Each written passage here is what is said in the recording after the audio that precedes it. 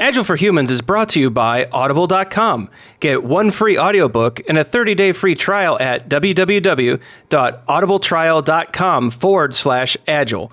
Over 180,000 titles to choose from for your iPhone, Android, Kindle, or MP3 player, including Scrum, The Art of Doing Twice the Work in Half the Time by Jeff Sutherland, and Crucial Conversations by Carrie Patterson. Visit www.audibletrial.com/agile to enjoy your free audiobook today. Processes and tools dominate today's Agile discussions, but we are devoted to the individuals and interactions that make it work. From the beginner to the veteran practitioner, we have something for you. Welcome to Agile for Humans.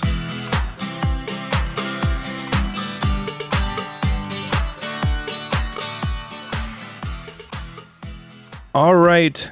Welcome to this week's episode of Agile for Humans. I'm your host, Ryan Ripley. Joining me tonight, longtime friend and co-host Amitai Schlair. Amitai, how are you, sir? I'm well, better than I've been in a long time. And as long as you can hear me, then this whole arrangement is working super well. Yes, you are at the edge of the internet, the end of the line, but so far, so good. Joining us also tonight, a past guest, and actually a gentleman who came on who did one of my favorite shows. So Ron Quartel, how are you, sir? Good, thank you, Ryan. Thank you for having me here. Thanks for coming back. I really, the listeners, some of them will remember the Fast Agile discussion we had, some of the problems with implementing Scrum, the gaps between Agile and XP, just some really fabulous topics. And so really had a great time from that past experience. Got a lot of good feedback on that show. Really excited you came back. Just really appreciative that you're here. Yeah, thank you. And hi, Amitai. It's good to hear you. We got to meet face to face last year and got to hang out for a while, and hope to see you in person again soon. I hope so as well. Good to be talking to you again. So Ron, you fired off a tweet that caught a lot of attention. Definitely got a few people buzzing around it. I think you did this about 2 weeks ago, and you were talking about a greenfield software project where you were doing some very cool things. And I think a few of them that you mentioned in the tweet were variable length iterations and no estimates. So definitely a topic that our listeners are used to hearing on this show. But it sounds like you're going for this high-powered team concept. And I was wondering if we could start it, perhaps the no estimates, and work down. But it sounds like you've got some really interesting concepts that you're working through that perhaps our audience would find interesting. Yeah, it's been a very, very interesting project, and we've learned some really cool things. And it's interesting that you mentioned that the tweet raised a lot of attention, and that it wasn't even my intention in the tweet. It was just like, hey, friends that are listening, here's what I'm currently doing. And I'm finding that if I mention the word no estimates or variable linked iterations, it's getting a lot of attention, and not always positive either. It's been very much eye-opener to me, the kind of reactions that I've been getting to that. And I think I like to talk about just the reactions later on as well. Maybe we can start there. So okay. I think this is you're dipping a toe into the no estimate space. I'm certain, just from our last talk and some of our interactions, I'm certain that you've been thinking about some of these things for a while, but this is, I think, one of your initial dips into the hashtag space. What have you found either interesting or bothering about the initial reactions? Okay, so when this project came along, it was a 6 months project, and I got a fair bit of leeway to do things my own way, which I was excited about. So first thing I did was I put my foot down. I said, I'm only going to hire craftsmen. And so I've got a team of 6 developers, of which I'm one of, and we're all software craftsmen. And by that, I mean we're all doing test-driven development and merciless refactoring, simple design, all of those good practices. And that was I based the theory, and I wrote a paper a little while back called "The Brotherhood of Craftsmanship," and my theory was that craftsmen. So Amitai and I have never paired together, but my theory is that if I were to sit down at a workstation with Amitai and say, hey, let's start working together, I bet that within an hour we're both productive and writing production ready software, which is truly remarkable when you think about it.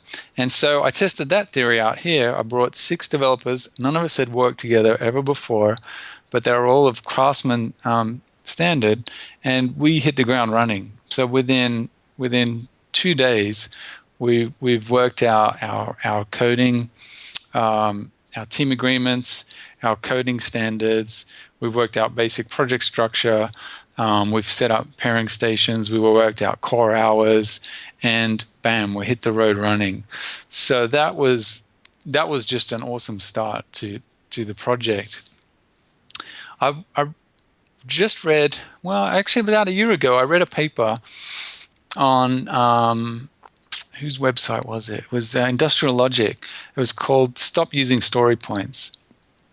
And so I read this paper, and something struck home with me. So there's always been a smell in the Agile world around velocity and estimation and story points. And even when I'm coaching teams in Scrum or in iterative development, I teach them about the story points and planning poker and all of that.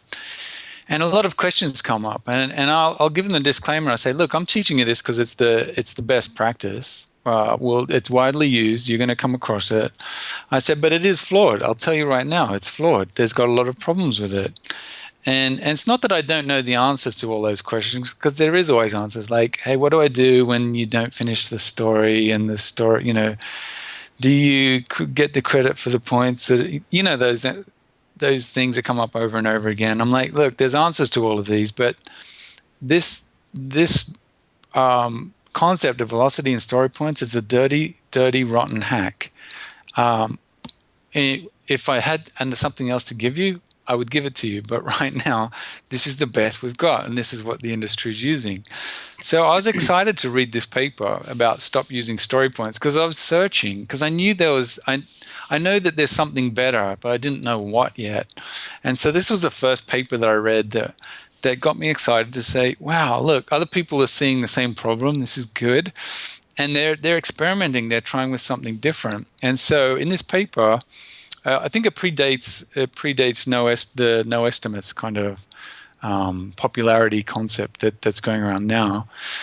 But in this paper, they came up with this concept of variable length iterations, and there was another kind of estimation technique that they were using. But I was particularly interested in the variable length iterations, because it kind of felt right to me that if we're splitting iterations up, if we're saying an iteration is 2 weeks, then you've come up with you're pulling work into the iteration, and we're saying, all right, we can get these stories done here because those, our velocity last iteration was 20, and we've got, these 3 stories will take us to 18. We've got space for 2 more. Oh, what should we do? Well, there's that story there. Well, we're going to have to split that one to get it in. Okay, we'll do that. So now you're kind of arbitrarily splitting stories just to fit them into an iteration, and you're also moving a little bit away from one of the goals of Scrum is the sprint goal, and in the pure Scrum, like a sprint is supposed to represent a goal. Like as you work through your project, you're saying, hey, right, next iteration we're going to try and get this thing done. And when you describe this thing, that's the kind of goal. And then once you got that thing done, you go, great, now this is working. Well, now next week we need to refine that thing a bit more. And that will be the goal of that one. Or let's take on this new thing because that's going to interact with that, and that will build this out over here. So you should be able to describe your sprints in that fashion. And that's the theory of Scrum, but the reality of Scrum, you don't see that. It's more often like you're shoving stories that fit into the sprint because that's what meets the velocity. So you kind of lose that feeling of the sprint goal. So my first thing I wanted to experiment with was variable length iterations. So immediately, like everyone in the team is a little bit which was surprising because I thought, hey, we're all craftsmen, we're all used to experimenting. And I'm like, oh, all right, we're going to do variable length iterations. And they're like, why are we doing that? And I'm like, well, because it seems like a fun experiment. And I said, and you know what? If it doesn't work, we'll know very quick, very soon on. And we can always roll back to what we know, like sprint, fixed size prints and planning poker or story points. I said, we all know how to do that. We can roll back to that state. So we're in a good spot. We've got the approval of the client and the customer. They're okay with us experimenting, and we're ready to fall back if things don't go wrong. So that was a surprise to me as well, that like people aren't used to or ready to try experimenting, whereas I'm kind of jumping at the opportunity to try something new. Right? I've been doing iterative development for so long in the same kind of pattern. I'm just like, this is great. This might fix this problem that I've seen with velocity and stories. Let's try something. So that was the first goal, really, was the variable length iterations. And as soon as the team agreed to try it, well, then the next thing became obvious that, well, if it doesn't matter, like if we're not making a promise on or an estimate on when the iteration finishes, so we'll just take on a chunk of work, a sensible chunk of work that represents what I call the minimal viable increment. So what's a sensible increment which would represent something you'd want to demo, and what's the smallest increment that you can think of, and that will be that's what fits in the iteration. Well, if we're not bound by time, well, then we don't need to necessarily estimate how much effort or time goes into each story or task. So immediately, no estimates kicked in. I'm like, well, that's cool. So my first real goal was to experiment with variable length iterations. But as soon as you switch to that mode, it kind of makes sense not to estimate as well. So we kind of agreed. We said, well, why don't we try variable length iterations and not estimating? And so everyone was a little more scared because now we're trying two things, or that's what it felt like.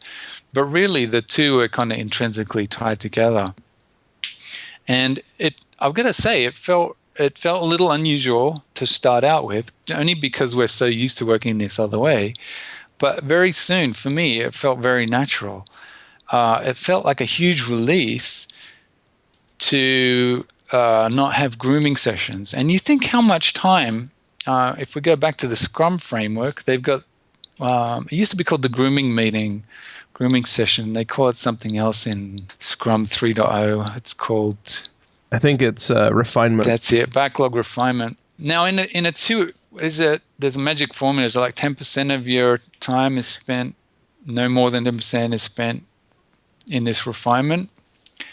If you add up how much time you spend just in that meeting, that is a very expensive meeting. If you've got the entire team sitting in a room just sizing work. Now, agreed, backlog refinement is more than just estimating sizes, but most of the time it's estimating size. Or even regardless of that, how much time does a team spend estimating sizes and arguing about sizes?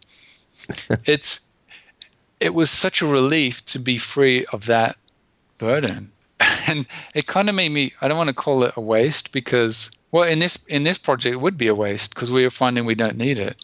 So all that time that we would have spent estimating and all that argument and energy and thought, valuable thought process time is now freed up to write code. And it feels like we're a lot more productive just being released from that burden. As I think through your story, I think it is a natural way to work. And I have found many other stories like this. How did the discussion with the customer or your current client, how did that start when you started talking about these alternative practices and some of the different experiments you were going to do? What did that conversation look like? How did you get that approval? And what were some of the ways that they could check and see if they were getting what they were paying for and still assurance that they were getting the software that they needed? Yeah, that's a great question.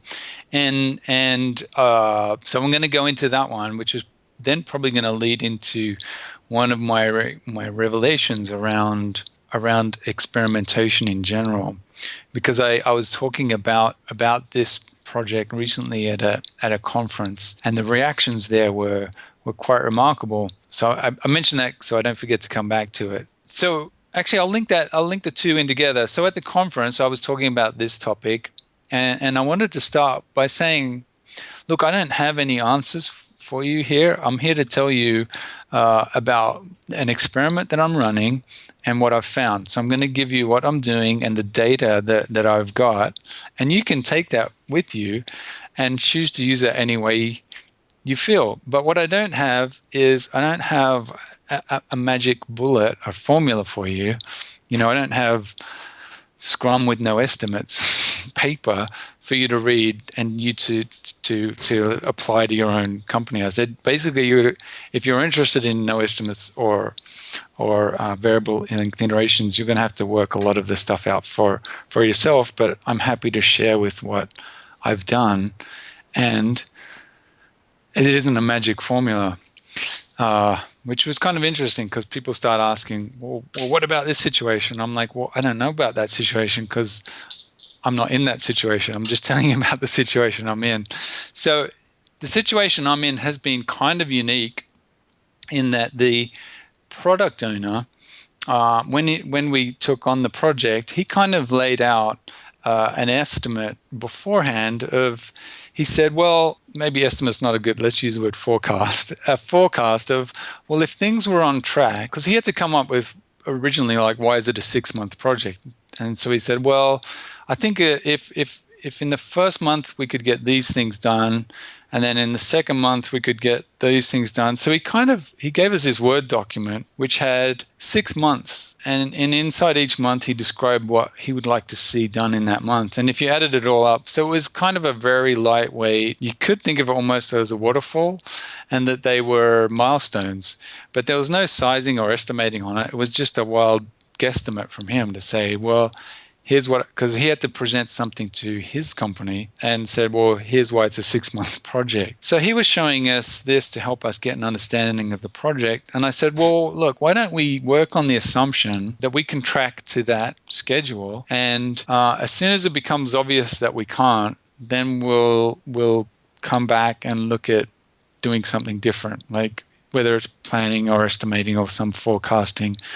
But until that point, why don't we just assume that we can meet the milestones that you came up with?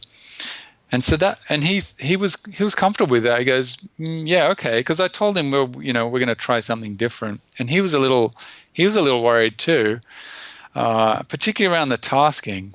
He's saying, but you're not going to put estimates on tasks, and how do you know that people aren't taking too long on the tasks?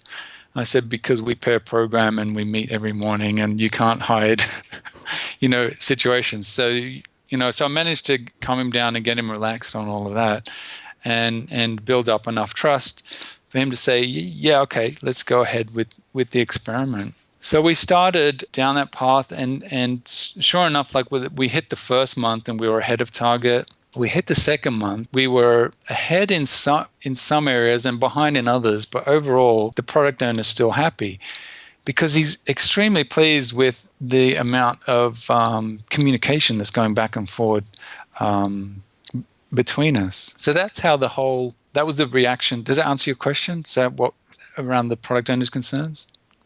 Yeah, definitely. It sounds like built up a relationship of trust, acted transparently, got buy-in from your product owner, and then the results are proving out to where, like you said, the first of all, you can't hide. Yeah. Which is a key principle within No Estimates. You cannot hide on an Agile project, and one that's highly collaborative with using techniques like pair and mob programming, but then the actual delivery. And so that I think it totally made sense as long as I echoed that back correctly. Mm-hmm. Yep. Yeah, I'm interested to hear a little more about, there were those kind of first month, I hope to see this, second month, I hope to see this, and that's the story I'm going to tell when I justify the budget that I'm going to get. Uh-huh. I'm wondering, what's the contingency plan besides, like you said, when we get to where it seems like it's not working, if that ever happens, we'll revisit. What's the worst case scenario if you found out maybe in month 4 looks good, month 5 looks good, month 6 not going to make it? Yeah, that's a good question. In short, I don't know yet because we're not at month 5, and so far things are looking good. I think so. We're 3 months in. It's a really good question because just this last iteration, the product owner realized that his milestones, and this is a perfect example of an agile project, is so here's his kind of big design up front. If I had a crystal ball, it would go like this. But now we're working through it, and he goes, yeah, that doesn't make sense now. I think what we should work on is this other thing. And we said, well, this is different to what you've got in your document. Are you okay if we stray from that? He goes, yeah, absolutely, because it makes more sense for you to work on this thing because then I can't talk about the project specifically, but it's going to prove out this other part, and it'll help integrating with this other moving piece over here a lot sooner. So now the product owner is already veering away from his own project, and so we're very much checking in with him to say, look, are you happy with the pace? Are you happy with what's being delivered? Do you think we're still tracking on time? Because ultimately, he's taking responsibility, and but on the back end of that, it's always my concern that, hey, come that June date, because there's a hard ship date and we have to ship.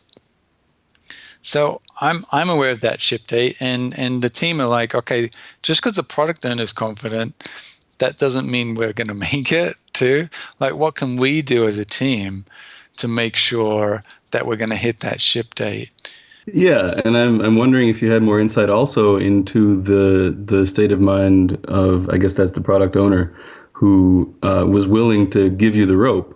Yeah. And I wonder what he had in mind if it doesn't work out, what his plan B was going to be, if you What had his any plan information about B? that. Yeah, I don't know. Because he's been so happy with what's going on right now, he's fairly confident that we're going to make it. Hmm.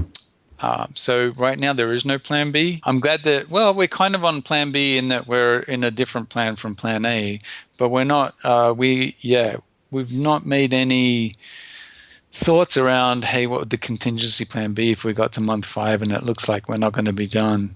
But from the team's point of view, it's a constant, I kind of like bring the team back to say, hey, what absolutely needs to be in this product and what is nice to have?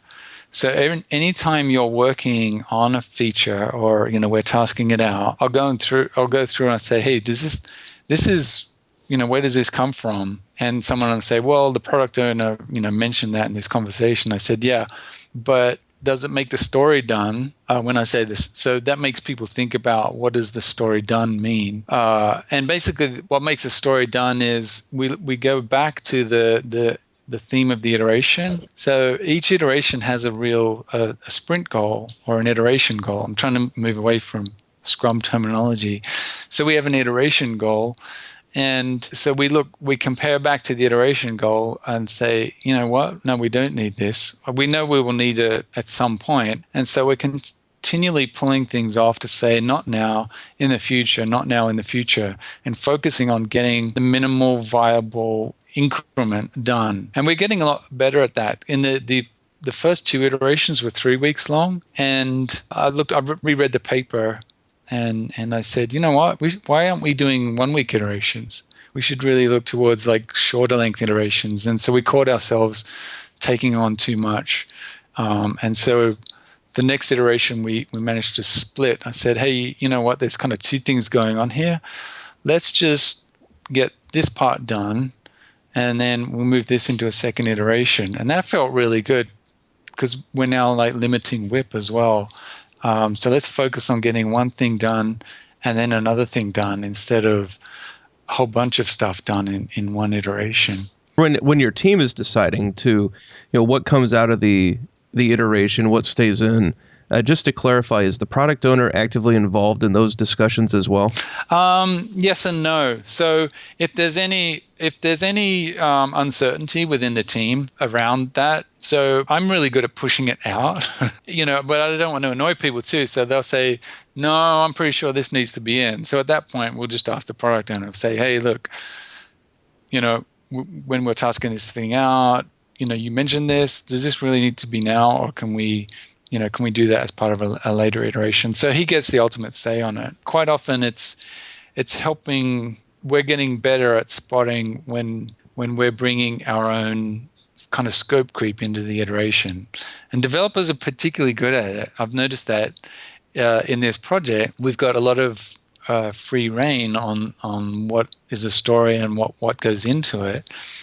And well, some of the developers more than others, that developers love working on really clever things, and so they'll be putting things in, and I'm like, look, that's interesting work and it has to get done, but can we delay it?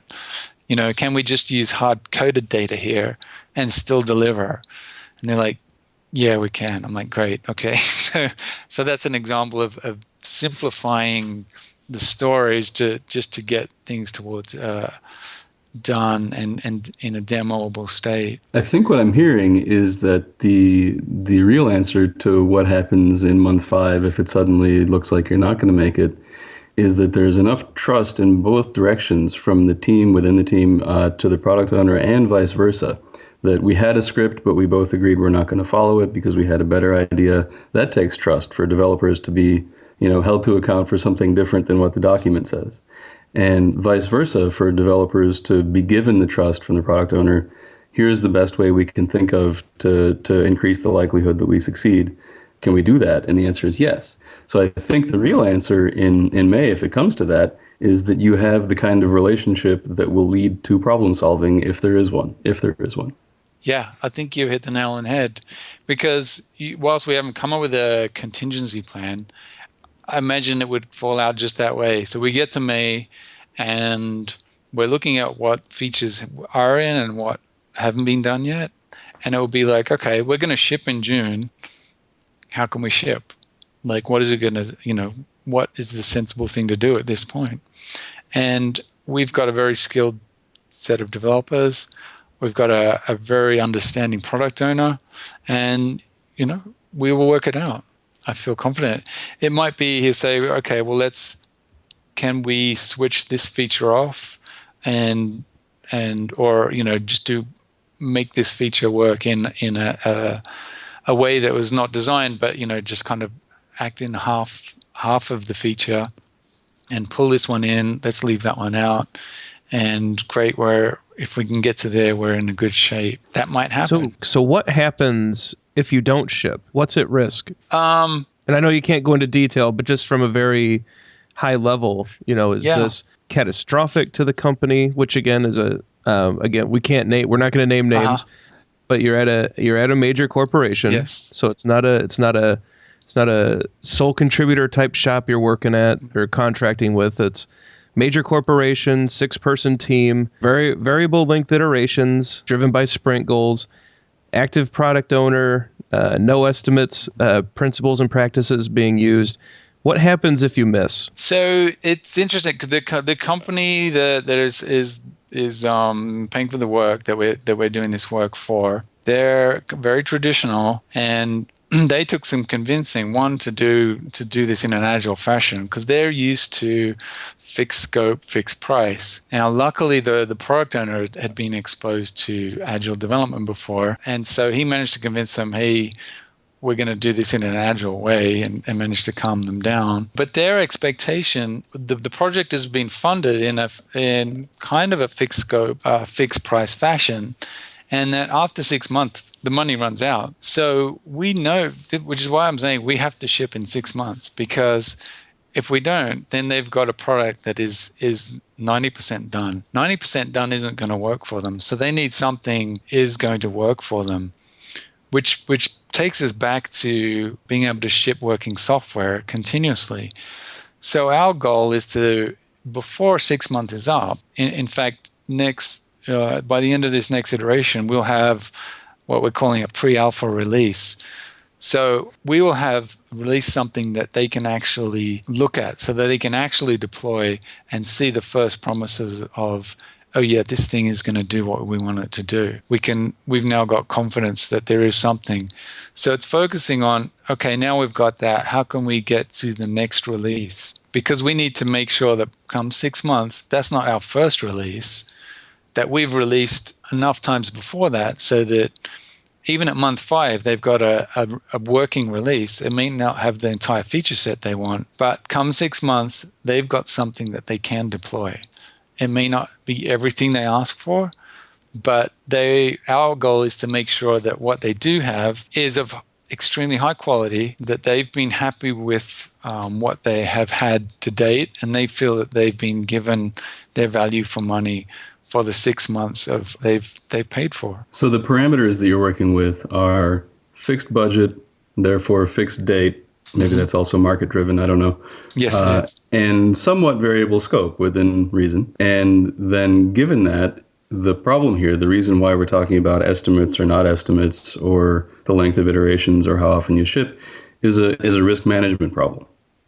And one option that you could have chosen would have been do like it says in the Scrum Guide and have your planning meetings and your estimatings and your story points, and you can make projections based on that.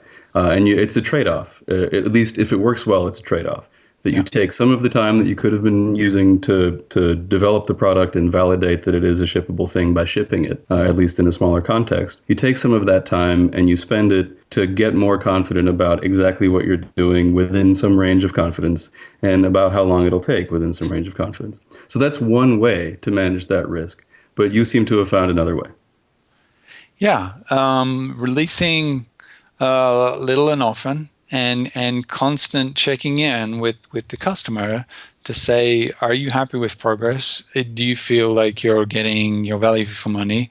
Do you feel confident that we're going to make it?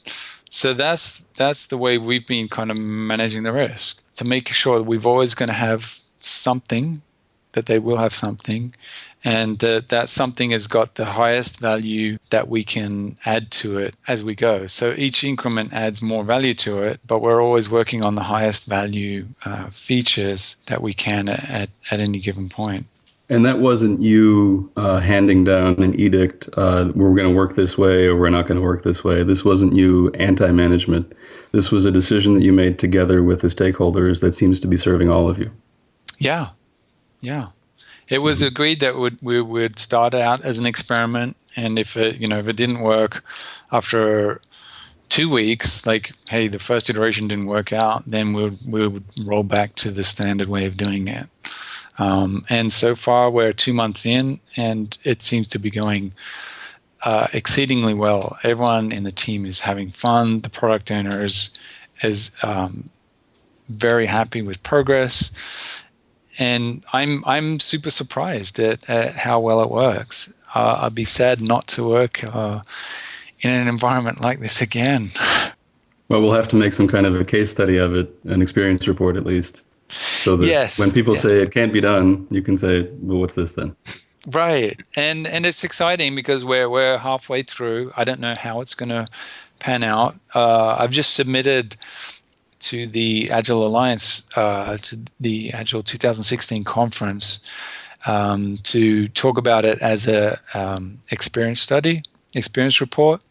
And I said, look, we're halfway through, so by the time the conference rolls around, it will be finished.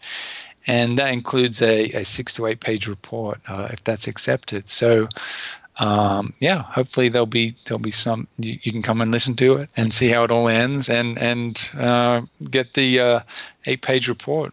Maybe it is something we can build out into a repeatable pattern. I don't know. But, the first line of the Agile Manifesto, this is what struck me when I started doing this, is that we are uncovering better ways of developing software by doing it and helping others do it. The first line of the Agile Manifesto is that we are uncovering better ways of developing software. Not that we have uncovered, we are uncovering. It's a continual process. There's no one Agile perfect way.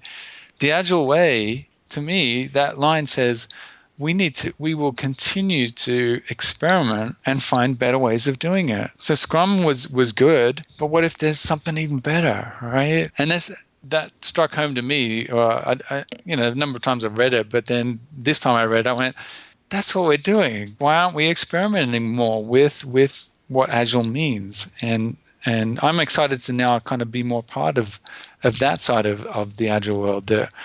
We're experimenting with Agile frameworks themselves and trying new things.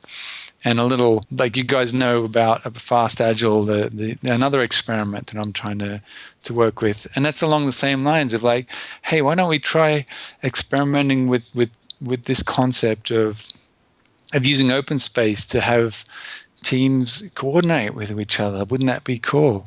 So I'm very excited to be a part of trying experimenting with Agile itself. The theme that seems to be running through all this is, given the people we have, the context and the goals we have, the constraints we have, what can we think of, whether it's been thought of before or not, that might work better for us now? Yes. Is that right?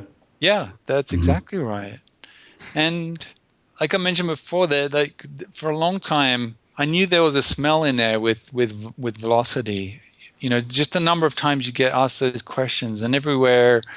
Like as an Agile consultant, you'll be familiar with this. You'll turn up and you go, oh, they've got problem A, C, D, and F again. So it's the same problem you hit over and over again. Around velocity, like it just kind of was causing more troubles than good. But I didn't know what the answer was. But I feel like I'm now empowered to come up with solutions. I'm like, well, why don't we experiment with with something different?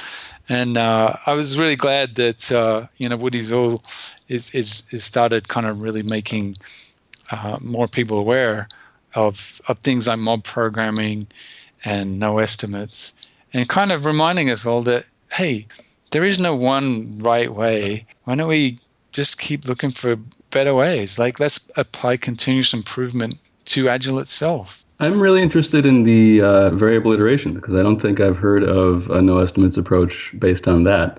I just wonder kind of intuitively, when you set out an iteration goal and then you get to the end of it, do you find that it took less time that you were thinking in your head that it was going to take, or maybe it takes more or about the same? Yeah, that's an interesting question, because when we started with variable linked iterations, like once we've bitten off, we've said, all right, this is the next chunk of work we're going to do based on the next goal. We'll pull out the stories and then we'll put them up on our storyboard and we'll toss them out, and then we look at it and we'll say to the team, all right, what's your guesstimate on how long this will take? And everyone kind of just takes a guess. But we do that out of guesstimating. So we never write that down. We never report it to anyone. But I don't know if it's out of force of habit or not, but we just do that. But it's been interesting that we've been pretty accurate too. So we'll say, I think that's about a week's work, or I think we can do that in 2 weeks. And we've been pretty accurate on those estimates. But we've never done it for the sake of estimating, and it's never been used for any kind of forecasting or calculation. How much would you estimate, to put it that way, that accuracy, rough though it is, stems from characteristics of the code or how you work together on the code? I think it probably comes from the history that we've been working together long enough now, and we know the code, we know how each other works and the kind of pace that we move through tasks. So that's probably be a big part of it. And you're not leaving yourselves big unrefactored messes to discover later that you forgot about. Yes, yeah. Another aspect that's been extremely refreshing around further to what you mentioned around like leaving things out is when you have variable length iterations and no estimates, you can do some interesting things with a story, because a story is now a post-it note with a few words scribbled on it. So we don't do acceptance criteria, because we're saying, okay, we'll have a conversation with the product owner. So we've story is a point of conversation, and we'll kind of we know what the goal is, the sprint goal, and so the story is a step towards the sprint goal. And so if there's any questions, we'll just get it clarified with the product owner. And typically we'll pick up the story and we'll say, how do we demo this story? And that kind of helps us decide what goes into the tasks. But now what's very freeing, because we know what we want to demo, and some of would start tasking it out. And we're like, you know what? I don't know. we don't know how we do that thing at this point. We get 2 tasks down. So we'd say, all right, well, okay, at this point, we're going to have to do some research and look at our options. Let's just task it down to there. And so we couldn't even task out the entire story. So we'd start going through, we get through this research, and then the pair or mob that was working on it would report back and say, all right, here's what we found out, that, we've got this option or we got this option. And then we'll go, all right, well, let's go with that one. That one, we'd pick as a team. Let's go with option A. And then we say, all right, can we task out option A? We're like, not really, because that's the best option, we still don't know what that looks like. All right, well, the task is we'll do a spike on option A. And then we'd spike that out, and then we'd come back with the tasks from there. But it's very refreshing that a story, because in a traditional Scrum environment, well, it's a little harder to do that. We typically encourage teams to say, well, let's do the research in this first sprint, and we'll time box it, or we'll give you 12 points. Depends on how you do research and spikes. We'll time box that, and then the outcome of that will decide what to pull in the next sprint. So in this example of doing research and then a spike and then knowing how to do it, you might have to spread that out across 3 sprints in traditional Scrum. Mm-hmm. But in this approach where we say, well, we don't know how long it's going to take because we're not totally sure how we're going to do it, but we can still take on the story because the story is going to deliver on the iteration goal, and we discover how long it takes by working through it. And so some stories we're able to task out from the beginning, but some stories we can't, and it's not a problem.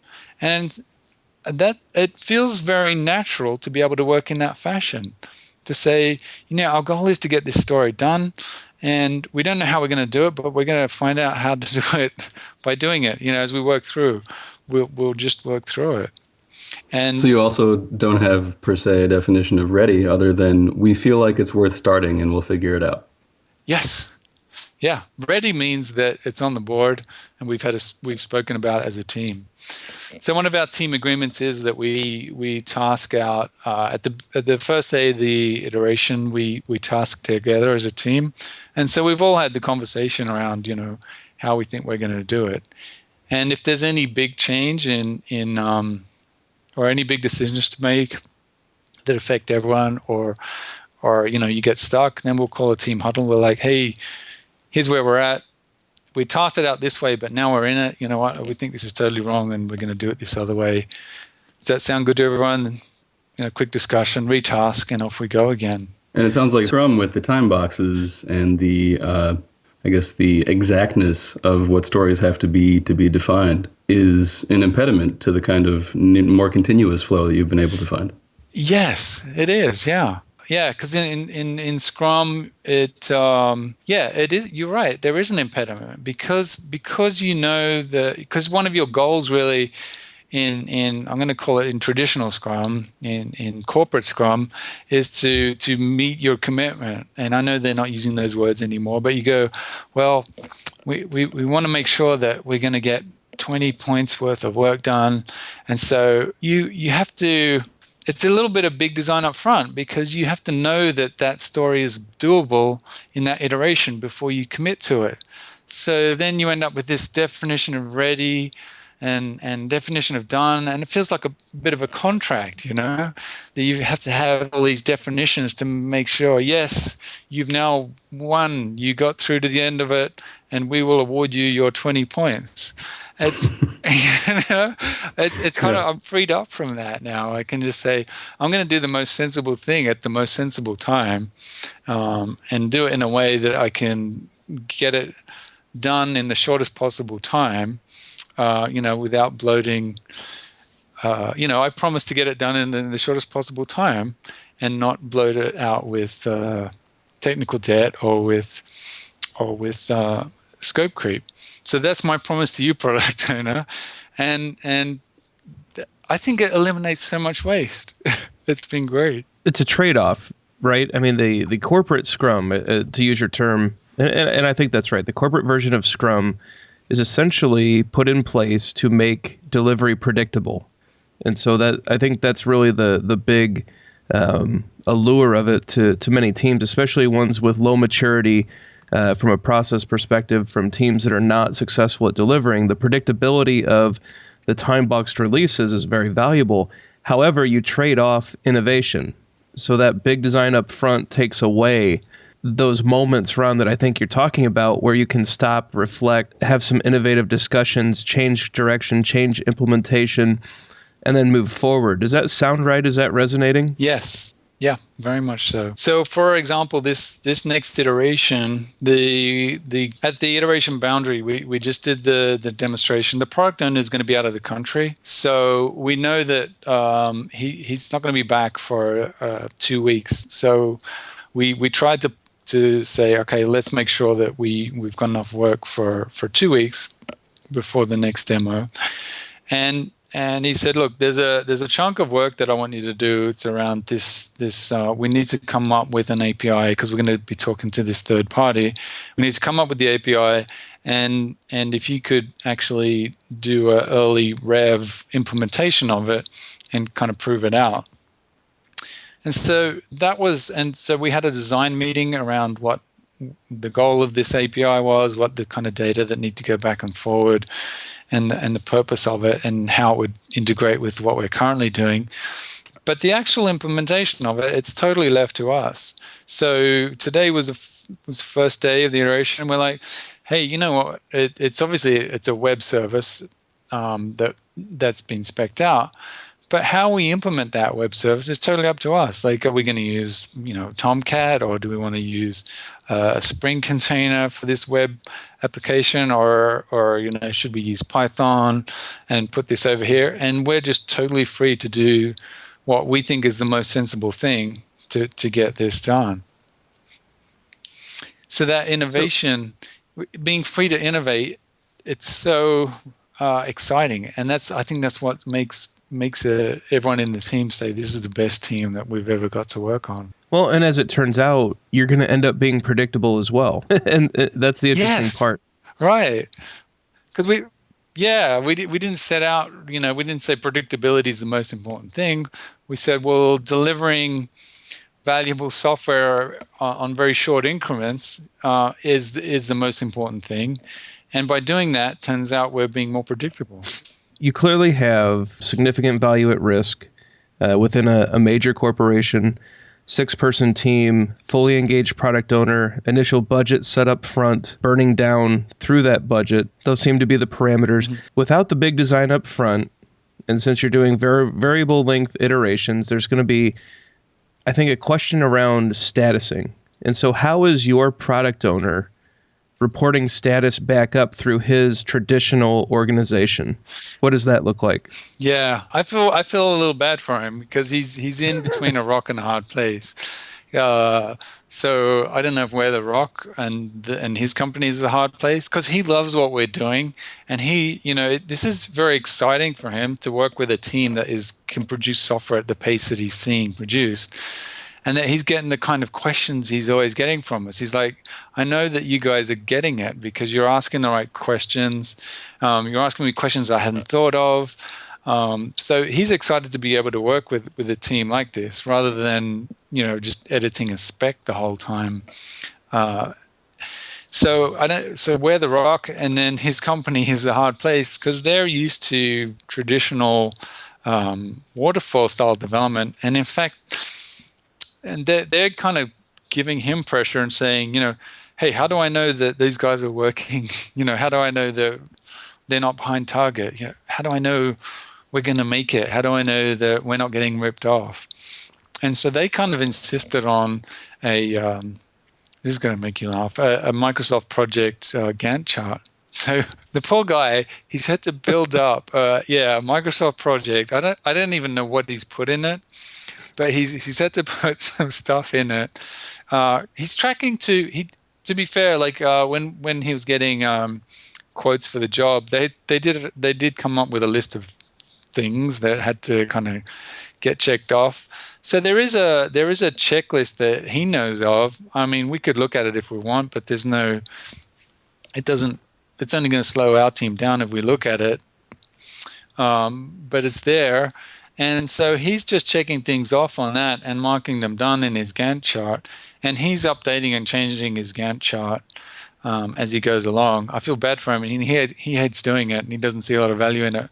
But he does it just to kind of keep them quiet. Yeah, I don't know what's in that Gantt chart because we don't look at it, but I'm pretty sure it's just there to keep them with a feeling of safety. But the point would be that he is sufficiently informed, or he's making a lot of things up. But either way, the project is generating, through the natural progression of the project, the information that he needs to report back up. Yes. Okay. Yeah. Cool. Sounds like there's enough. We said that the scope was somewhat variable, and it sounds like enough of it is fixed that he can put that in the Gantt chart and just report on that. Yeah, so I think he gets to massage the Gantt chart a little because there are a bunch of definite things that need doing, and so but he's got the say of if it's done or not. So if he feels that there's enough done on a particular thing that's in this Gantt chart for us to get to the June date, so he will just mark it as complete. To me, Amitai, this sounds like the same, or there's similar features to quite a few of these no estimate stories, and at the forefront, at the center of this one. And Ron, tell me if I'm wrong, but it is a fully engaged product owner who is deciding actively on a regular basis how the money's being spent, providing approval to what work is done or not, and receiving the updates they need and the data they need for statusing through the natural progression of the project. Is that right? Yes, absolutely. It's amazing how some of those features continually repeat. All right. Especially that engagement. And I'm finding, and maybe Ron, you would agree, that collaborative nature, the way that the PO is fully informed, the team is acting completely transparently, seems to move the discussion away from an estimate and more to conversation. And the conversation is centered around to what extent or to which degree are we implementing this feature. Very much so.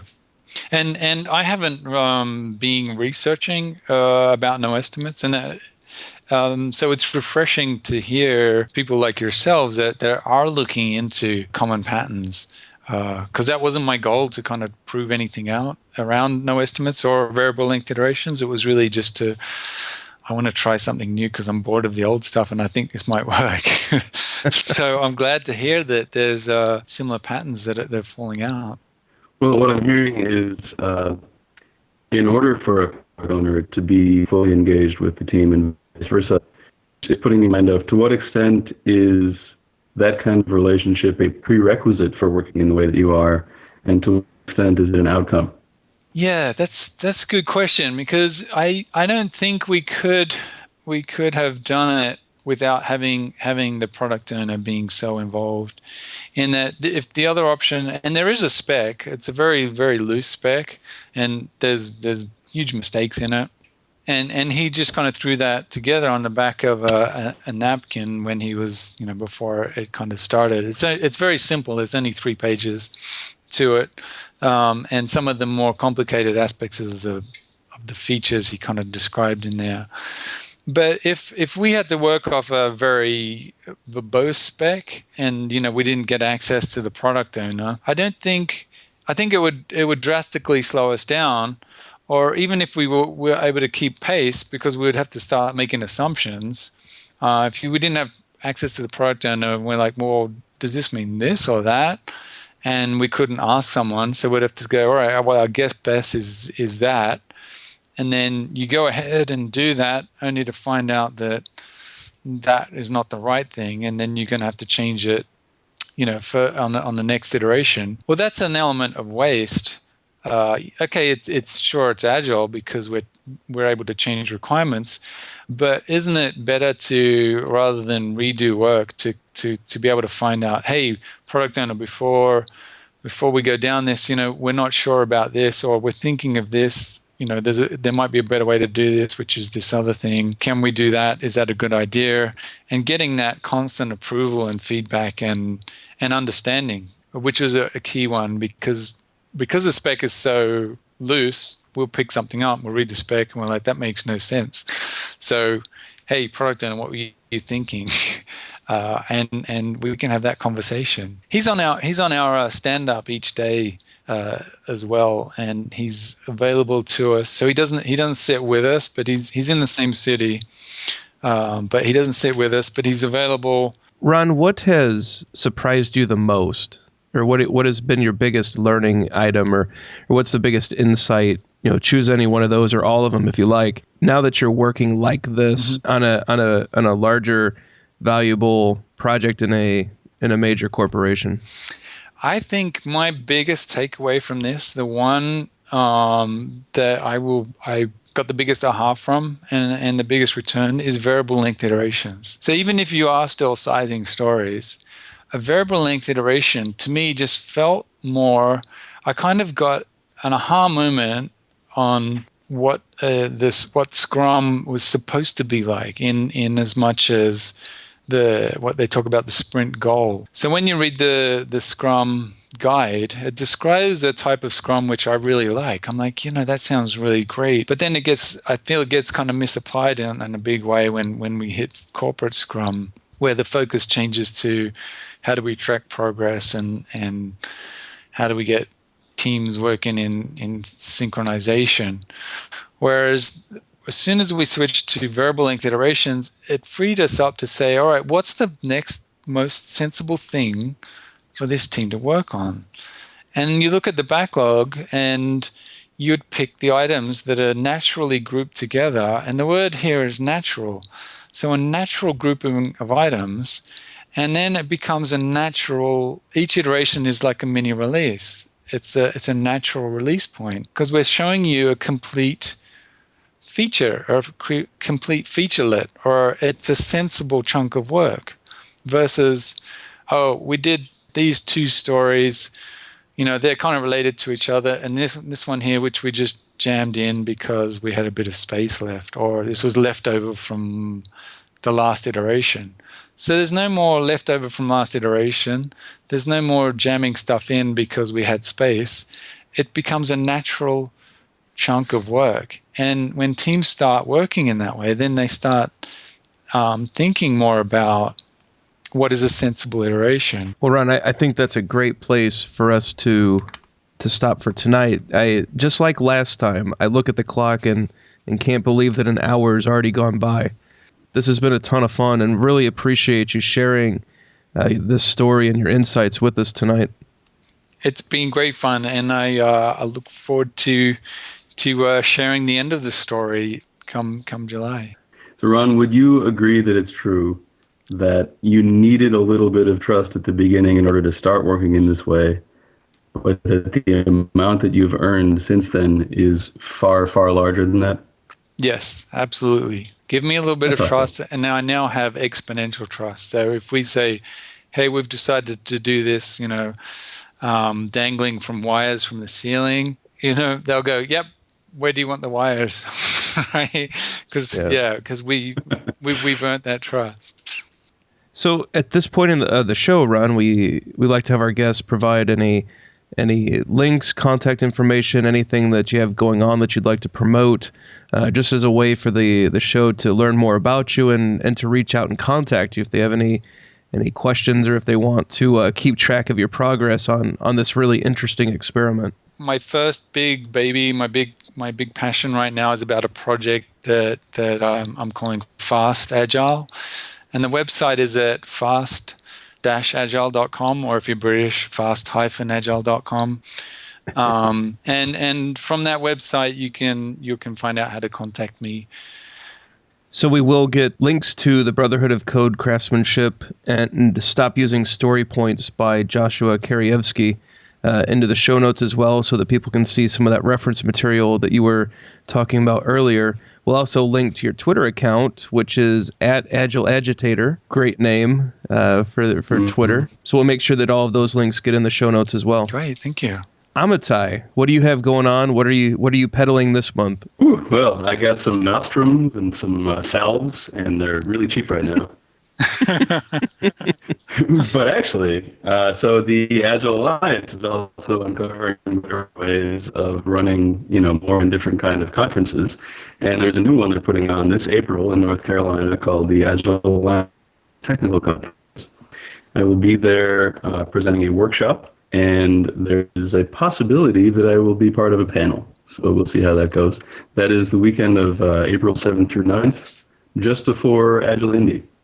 And then I have one other new thing to announce, which is if you're the kind of person who's interested in my upcoming or recent talks, podcasts, writings, every now and then a video, I have a new mailing list where I will be announcing those kinds of things. And that is at schmons.com in the sidebar. That's it for me. Very good. And Amitai is way too humble, so I'll pitch a few of his things. Agile in 3 Minutes, one of the best Agile podcasts out there. One of my favorites. Really love the 3 minutes of Agile poetry that Amitai puts out into the world. If you prefer the written word, he's got a great book out on LeanPub, which is a collection of Agile in 3 minutes in written form. It's wonderful to read through. Read one every morning, and it's a great way to kind of focus your mind and get thinking about some of these concepts and new experiments to try. So he's got those two things that we'll definitely put in the show notes, and some more information about him out at schmons.com. Thanks, Ryan. And as always, I'm your host, Ryan Ripley, at Ryan Ripley on Twitter, ryanripley.com, which is where the podcast and some other posts that I infrequently put out there. You can join the mailing list. You can hit me up on Twitter. Happy to talk about any of these topics or any topics that you're interested in. We do have the ability for you to leave your questions in audio format, which could find its way onto the show if you were to leave us a question. So please feel free to leave us a message with questions, comments, or anything else that you would like for us to discuss on the show. Would love to hear from you there. If you're enjoying the show, your feedback is always appreciated. We'd love to see comments in the comment section of the blog site. Happy to respond and get current and past guests involved in interacting as well. If you're listening to this from iTunes, we'd love to read your comments on iTunes. Leave us a review, help spread the word about the show, and please be sure to share this with others. We've had a lot of great growth of the show over the past few months, where we blew right past the 25,000 download mark, looking to hit 30 and beyond, and it's all because of you guys sharing the show and all of your great support. Agile Indy, as Amitai mentioned, is coming up, so we will be there podcasting, and I think we're both confirmed speakers at that event. Path to Agility is coming up in Columbus, Ohio in May. Another great event that at least I'll be there. I'm not sure if Amitai, are you making it to Path? No plans yet, but I'm thinking about it. Another wonderful conference put on at The Ohio State University. Wonderful venue, great organization, a lot of fun. And from that point forward, I'm not sure what the schedule looks like, but as we learn more about where we're going to be, we'll keep you up to date. So thank you guys again for the great No Estimates discussion. I really think this was important to add to the No Estimates canon as another so far successful experiment that we hope to hear more about soon. And to all of you out there, thank you for being here. Thank you for listening, and have a great night. Thanks for listening to Agile for Humans. Let's keep the conversation going. Drop us a question on Twitter at Agile for Humans, or visit agileforhumans.com.